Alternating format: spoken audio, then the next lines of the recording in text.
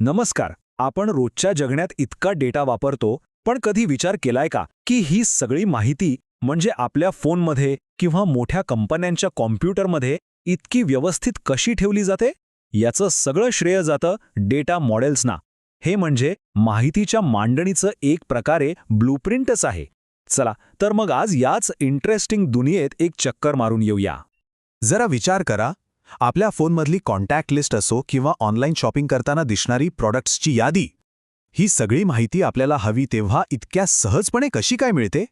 याचं कारण म्हणजे ती एका खास पद्धतीने एका विशिष्ट रचनेत मांडलेली असते. आणि ही रचना नक्की कशी तयार होते हेच आपल्याला आज समजून घ्यायचं आहे. तर मग हे डेटा मॉडेल म्हणजे नेमकं आहे तरी काय? अगदी सोप्या भाषेत सांगायचं तर हा एक नकाशा किंवा नियमांचा एक संच आहे. तो हे ठरवतो की डेटा कसा स्टोअर करायचा, तो एकमेकांशी कसा जोडायचा आणि आपल्याला पाहिजे तेव्हा तो परत कसा मिळवायचा. समजा एखाद्या लायब्ररीमध्ये पुस्तकं कशी लावायची याचे जसे नियम असतात, अगदी तसंच काहीसं. चला आता थोडं इतिहासात डोकावूया. डेटा मॉडेल्सचा हा जो प्रवास आहे तो सुरू झाला हायरार्किकल मॉडेलपासून. खरं तर डिजिटल जगातल्या माहितीला एक प्रकारची शिस्त लावण्याचा हा पहिला आणि खूप महत्त्वाचा प्रयत्न होता. हे मॉडेल समजायला खूपच सोपं आहे. कल्पना करा एका फॅमिली ट्रीची. कसं असतं? एका पालकाला अनेक मुलं असू शकतात, पण प्रत्येक मुलाला त्या रचनेत पालक मात्र एकच असतो. म्हणजे एका मुख्य नोडमधून फांद्या फुटाव्यात, अगदी तशीच याची मांडणी आहे. सरळ, सोपी, एका दिशेनेच जाणारी. आता याचा फायदा काय? तर रचना सोपी असल्यामुळे माहिती शोधणं खूप जलद व्हायचं. पण यात एक मोठी अडचण होती. याची रचना खूपच कडक होती, अजिबात लवचिक नव्हती. म्हणजे जर आपल्याला एका मुलाला 2 पालकांशी जोडायचं असेल तर नाही, ते शक्यच नव्हतं. आणि नेमक्या याच कारणामुळे एका नवीन, जास्त फ्लेक्झिबल मॉडेलची गरज निर्माण झाली. आणि मग त्या गरजेतूनच पुढे आलं नेटवर्क मॉडेल.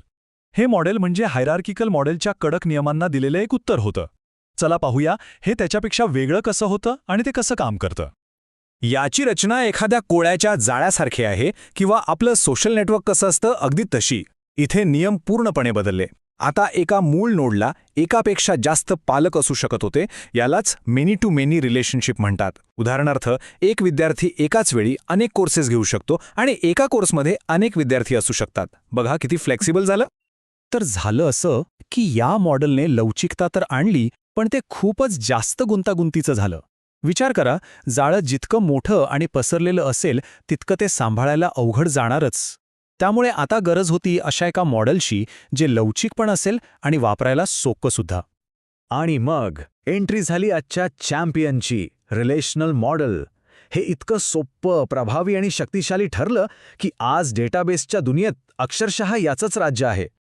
हे मॉडेल समजायला आश्चर्यकारकपणे सोपं आहे. असं समजा की आपल्याकडे एक्सेलच्या अनेक शीट्स आहेत आणि त्या एकमेकांना जोडलेल्या आहेत. बस झालं. इथे सगळी माहिती टेबल्समध्ये म्हणजेच ओळी आणि स्तंभांमध्ये मांडली जाते. किती सोपं आहे. उदाहरण म्हणून हे स्टुडंट टेबल बघा. इथे प्रत्येक आडवी ओळ म्हणजे एका विद्यार्थ्याची पूर्ण माहिती. यालाच आपण रेकॉर्ड म्हणतो. आणि प्रत्येक उभा स्तंभ म्हणजे त्या माहितीचा एक विशिष्ट भाग, जसं की रोल नंबर किंवा नाव. बरं, आता हे आहे दुसरं टेबल, कोर्स टेबल. यात कोर्सेसची माहिती आहे. पण मग इथे एक महत्त्वाचा प्रश्न येतो की विद्यार्थी आणि कोर्स ही 2 वेगवेगळी टेबल्स एकमेकांशी जोडायची कशी? आणि याचं उत्तर आहे कीज म्हणजेच चाव्या. या खास कीज वापरून 2 किंवा अधिक टेबल्समध्ये एक संबंध तयार केला जातो. त्यांना एकमेकांशी जोडलं जातं. आणि याच साधेपणामुळे आज MySQL आणि Oracle सारख्या मोठमोठ्या डेटाबेस सिस्टीम याच मॉडेलवर चालतात. तर आतापर्यंत आपण 3 वेगवेगळे मॉडेल्स पाहिले. मग चला आता या तिन्ही योद्ध्यांना एकाच रिंगणात उतरवूया आणि बघूया की त्यांच्यात नेमका फरक काय आहे. म्हणजे आपल्याला संपूर्ण चित्र एकदम स्पष्ट दिसेल. हे टेबल बघा. सगळं काही एका नजरेत स्पष्ट होतंय. रचना बघा. झाड, मग जाळं आणि शेवटी टेबल.